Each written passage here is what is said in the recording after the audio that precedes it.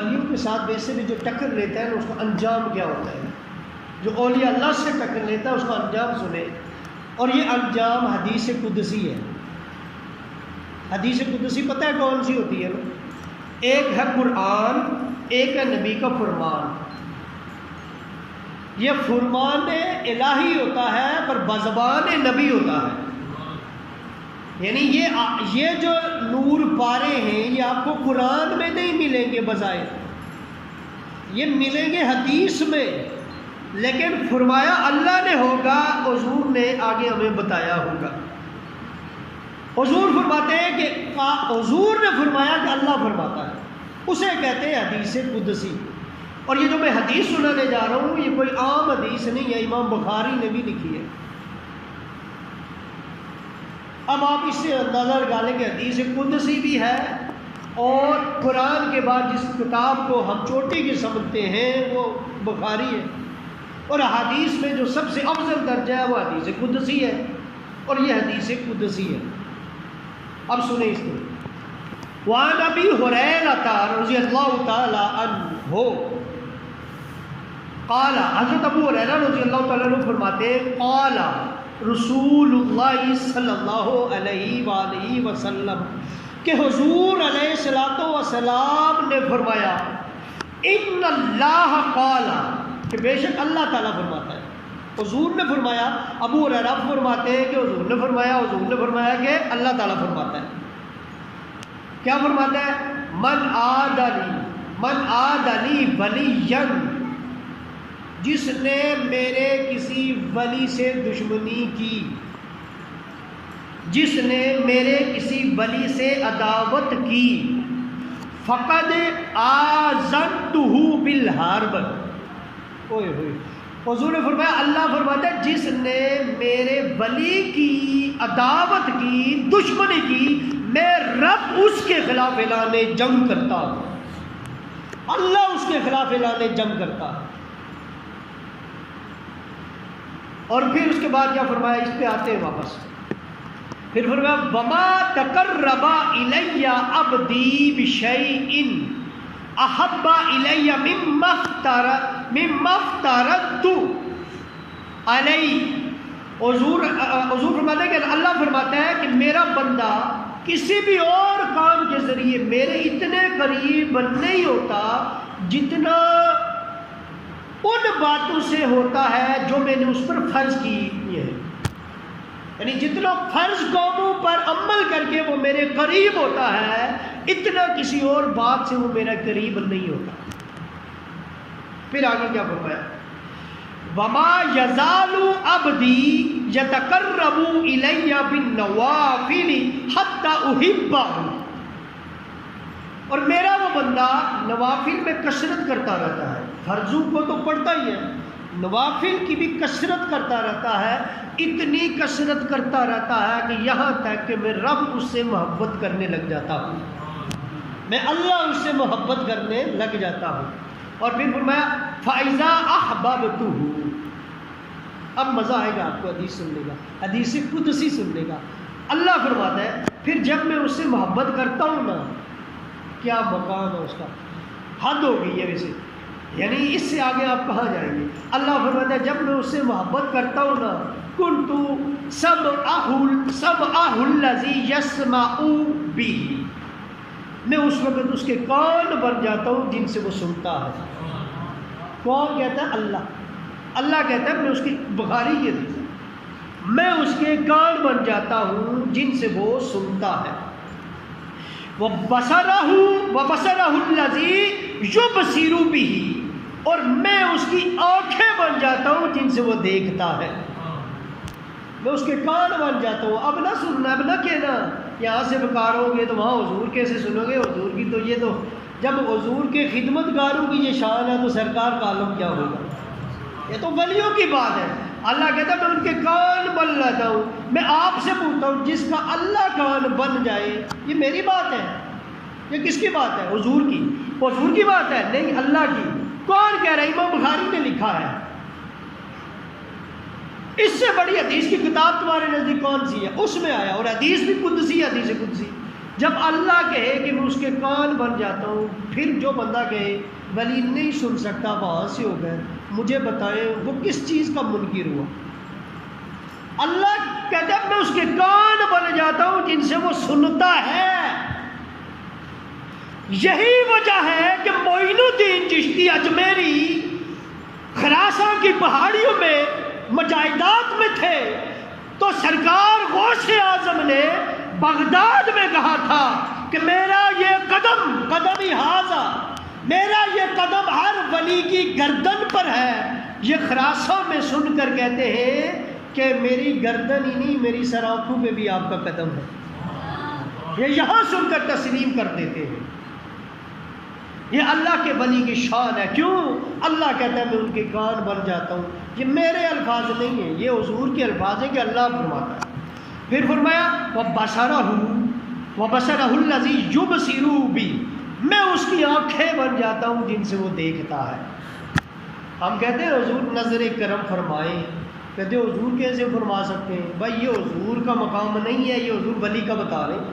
ایک عام ولی کا مقام یہ ہے، رب کہتا ہے حضور کیا فرما، یہ ولی وہ بھی نہیں ہے جو نبی ہیں، یہ وہ بھی نہیں ہے جو شہید ہیں، یہ ولی کامل ہے حضور کا امت کے قیامت تک آنے والے۔ اللہ کہتا ہے میں ان کی آنکھیں بن جاتا ہوں جن سے وہ دیکھتے ہیں۔ جب اس کا عالم یہ ہے تو پھر سرکار کا عالم کیا ہوگا؟ عام ولی کا یہ ہے، اللہ کہتا ہے میں اس کی آنکھیں بن جاتا ہوں جن سے وہ دیکھتا ہے۔ اب نہ کہنا وہ کہاں دیکھتا ہے۔ پھر اس کے بعد آگے سنیں، میں نے واپس آنا من عاد لی ولی پہ، میں اس پہ شارٹ کرتا ہوں کیونکہ اتنا وقت نہیں رہے گا، اس ایک حدیث پہ ہی وقت نہیں رہے گا۔ پھر فرمایا اللہ فرماتا ہے آنکھ بھی ہوگی کان بھی ہوگی، پھر فرمایا وَيَدَهُ، میں اس کے ہاتھ بھی بن جاتا ہوں، وَيَدَهُ، میں اس کے ہاتھ بن جاتا ہوں، الَّتِي يَبْطِشُ بِهَا، جن ہاتھوں سے وہ پکڑتا ہے میں اس کے ہاتھ بن جاتا ہوں۔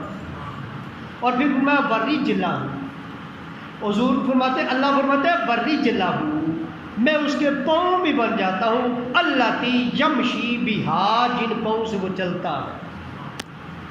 کبھی یہاں نظر آتا ہے، کبھی کعبہ میں نظر آتا ہے۔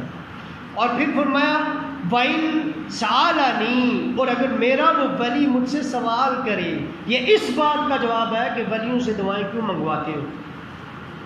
ولیوں سے دعائیں کیوں منگواتے ہیں؟ اس لیے منگواتے ہیں کہ حضور نے فرمایا کہ اللہ یہ کہہ رہا ہے۔ اللہ کیا کہہ رہا ہے؟ وَإِن سَأَلَنِي، اگر وہ مجھ سے سوال کر بیٹھے، آگے سننا، لَأُعْطِيَنَّهُ،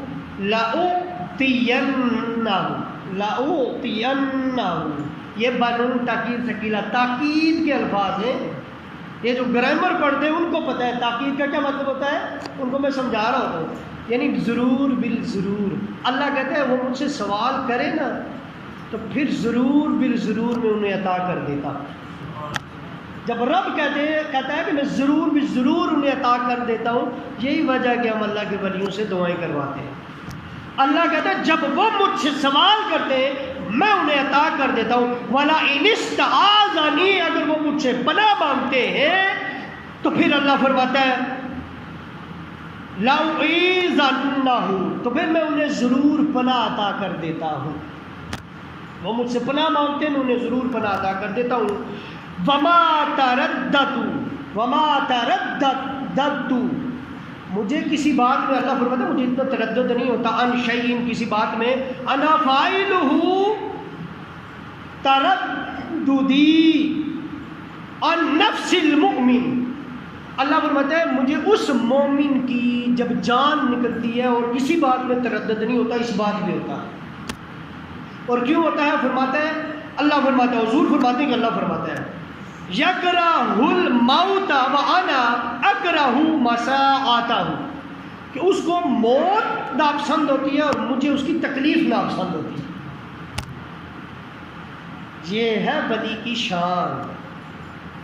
ابھی ولی کی پہچان بھی انشاءاللہ اگلے جمعے تک اگر شاید جائے گی، لیکن واپس پیچھے آتے ہیں حدیث میں، اللہ نے فرمایا، حضور فرماتے ہیں، اللہ فرماتا ہے کہ ان اللہ قال من عاد لی ولیا فقد آذنتہ بالحرب، جس نے میرے ولی کی مخالفت کی، میرے ولی کی دشمنی کی، میں رب اس کے خلاف اعلان جنگ کرتا ہوں۔ مجھے ایک بات بتائیں کہ ہم تاجدار گولڑا حضرت پیر سرکار پیر مہر علی شاہ رضی اللہ تعالیٰ عنہ کی ذات کو اللہ کا ولی کامل بناتے ہیں، مانتے ہیں، اور ہم ہی نہیں مانتے، دنیا والے مانتے ہیں۔ ان کے معاملے میں کسی کو کوئی شک نہیں ہے، سب ان کو اللہ کے ولی مانتے ہیں، اگرچہ وہابی بھی ہیں تو وہ بھی انہیں اللہ کا ولی ضرور مانتے ہیں،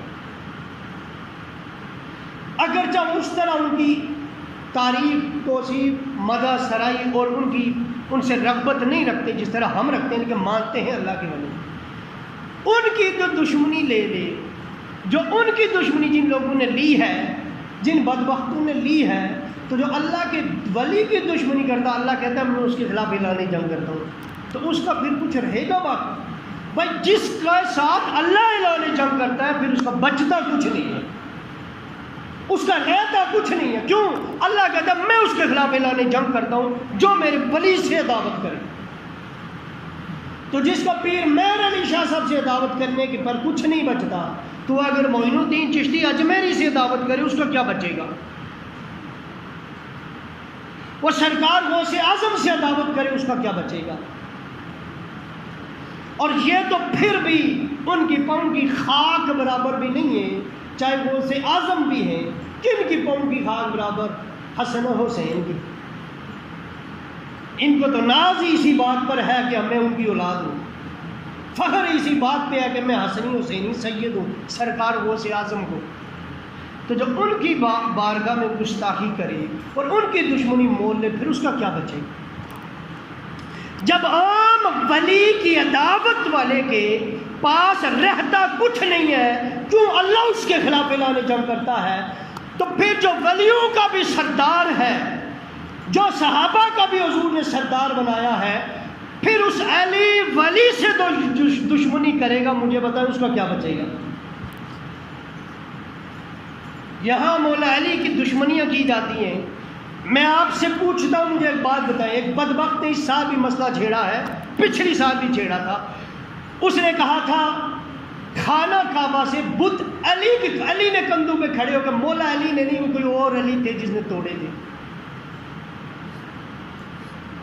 اسی بدبخت نے اس دفعہ یہ کہا ہے کہ جو شیخ حضرت خواجہ معین الدین چشتی اجمیری رحمۃ اللہ تعالیٰ علیہ کا ہے کہ حق کا کے بنائے لا الہ است حسین، یہ کسی رافضی کا شعر ہے، یا کسی شیعہ کا شعر ہے۔ شیعہ پڑھتے ہیں اس کو، لیکن وہ تو قرآن بھی پڑھتے ہیں، کیا کہو گے؟ وہ تو نماز بھی پڑھتے ہیں، کیا کہو گے؟ وہ تو حضور کو اللہ کا نبی کو مانتے ہیں، تو بس ان کے پڑھنے کی وجہ سے ہم چھوڑ دیں گے؟ اس طرح تو تم میلاد کا مہینہ آتا ہے تو کافروں کی بھی اشعار سنا دیتے ہو کہ حضور کی شان میں یہ کہے، لیکن یہ معین الدین چشتی اجمیری کا ان کے دیوان کے اندر لکھا ہوا یہ شعر ہے۔ اب بدبختی ہے ان کی، پڑھے نا صرف عداوت کی بنیاد پر۔ پچھلی سال کسی اور کی فضیلت مان لی، مولا علی کی نہ مانی، حالانکہ مولا علی کے بارے میں حدیث ہے، اس نے کہا تھا 12 والے موجود ہیں، وہ ایک بھی نہ دے سکا کہ مولا علی نے بت نہیں توڑے تھے، جبکہ حدیثوں سے کتابیں بھری ہوئی ہیں اور مشہور ترین حدیثیں ہیں، اور ہر عام بندے کے بھی ذہن میں یہ دل و دماغ میں ہے کہ مولا علی نے کعبہ سے بت توڑے تھے، بت شکن وہ ٹھہرے۔ تو اس کا انکار پچھلی سال کیا، اس سال کہا یہ شعر ان کا نہیں ہے۔ اب اس بات پہ تو وضاحت کے لیے وقت نہیں ہے، لیکن بدبختی ہے اس لیے کہ اقبال اگر اس کو منسوب کریں وہ حضرت معین الدین چشتی اجمیری کی طرف، تیرا اقبال سے بھی زیادہ نالج۔ پچھلے عرصے میں اللہ درجات کو بلندیاں عطا کریں، خادم حسین رضوی صاحب اپنے ان اشعار کو پڑھا کرتے تھے، ان اشعار کو پڑھا کرتے تھے کہ ہم ان کے ہاتھ میں ہاتھ کیوں دیں؟ پھر وہ معین الدین چشتی اجمیری کا یہ شعر پڑھ کے کہتے تھے امام حسین نے بھی سر داد نہ داد، دست در دست یزید، سر دے دیا ہاتھ یزید کے ہاتھ میں نہیں دیا، حق کا کہ بنائے لا الہ است حسین۔ وہ رافضی تھے، خادم حسین رضوی صاحب رافضی تھے۔ پیر نصیر الدین نصیر صاحب، ان کی تقریریں آپ سنیں، آپ کہتے ہیں میں سنی اس کو مانتا ہوں جیسے معین الدین چشتی اجمیری نے فرمایا تھا شاہ است حسین بادشاہ است حسین، ان کے علم کے بارے میں تم کیا کہو گے؟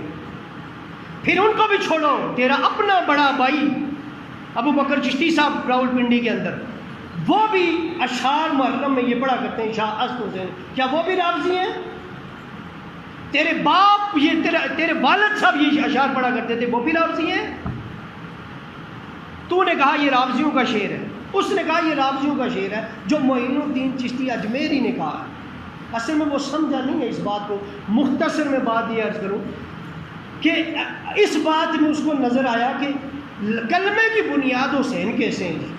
اب یہ اس کی ذہن کی بات ہے، کیونکہ یہ میرا ذہن نہیں مان رہا جی کلمے کی بنیاد تو حضور ہے، حسین کیسے بنے؟ اس نے حضور کی حدیث پہ نظر ہی نہیں دوڑائی۔ اگر وہ صرف اس جملے پہ نظر دوڑا دیتا نا کہ حضور نے فرمایا حسین منی و انا من الحسین، تو پھر میں اس سے پوچھوں تو بتاؤ حضور سے تو حسین ہے، حضور حسین تو حضور سے ہیں، حضور حسین سے کیسے ہیں؟ اگر تجھے یہ سمجھ میں آئے کہ حضور حسین سے کیسے ہیں تو تجھے یہ بھی سمجھ آ جائے۔ جو حضرت معین الدین چشتی اجمیری نے ہمیں سمجھایا ہے وہ تیری سمجھ میں نہیں آنے والا، اس لیے کہ دل میں تو عداوت رکھتا ہے۔ اور اگر یہ معین الدین چشتی اجمیری کا ہی شعر ہے نا، انہیں کا ہے، اس کا مطلب ہے تیرے ذہن میں یہ ہے جس کا یہ شعر ہے وہ رافضی ہے، تو نے کس کو رافضی کہا ہے؟ معین الدین چشتی اجمیری کو رافضی کہا ہے۔ تو اب آپ یہ دیکھیں کہ یہ حضور نے فرمایا حسین مجھ سے ہے، میں حسین سے ہوں، یعنی کربلا کے بعد دین کی جو بقا ہے، کلمے کو بچانے والا، اذانوں کو بچانے والا، دین کو ختم ہونے سے بچانے والی جو ذات ہے وہ حسین علیہ السلام کی ذات ہے۔ اس لیے فرمایا حقا کے بنائے لا الہ الا حسین۔ میں آپ کو اس بات پہ بھی آگے لے جاؤں، جو حدیث میں نے آج آپ کو حدیث قدسی سنائی ہے، بلکہ وہ پوری آگے نہیں جا رہا، لیکن مجھے ایک بات آپ خود بتائیں، اللہ کیا کہتے ہیں؟ میرے ولی کی جو دشمنی کرے میں اس کے خلاف اعلان جنگ کرتا ہوں۔ اب مجھے بتائیں اس کے پلے رہ کیا جاتا ہے جس سے اللہ جس کے خلاف اعلان جنگ کرے؟ اور یہ اللہ کی طرف سے اعلان جنگ ہے۔ آج فیس بک پہ جگہ جگہ اس بندے کو لوگ سنا رہے ہیں، لانتے برسا رہے ہیں، حالانکہ اس کو تو ہم سنا کرتے تھے، میں خود سنا کرتا تھا، لیکن آج جگہ لانتے برس رہی ہیں اس وجہ سے کہ اس نے اس شعر کو رافضی ہونے کا شعر کرایا۔ اب میں آپ سے پوچھتا ہوں، اللہ کہتا ہے میں اس کے پاؤں بن جاتا ہوں، اس بات پہ تم کہاں لے جاؤ گے؟ اس بات کو کیسے سمجھو گے؟ تم کلمے کی بنیاد حسین کو نہیں سمجھے۔ اللہ تو ایک عام ولی کو کہتا ہے میں اس کی آنکھیں بن جاتا ہوں، میں اس کے کان بن جاتا ہوں، اور یہ بھی بخاری کی حدیث ہے، یہاں بول نہیں سکتے اس لیے کہ یہ بخاری کی حدیث ہے۔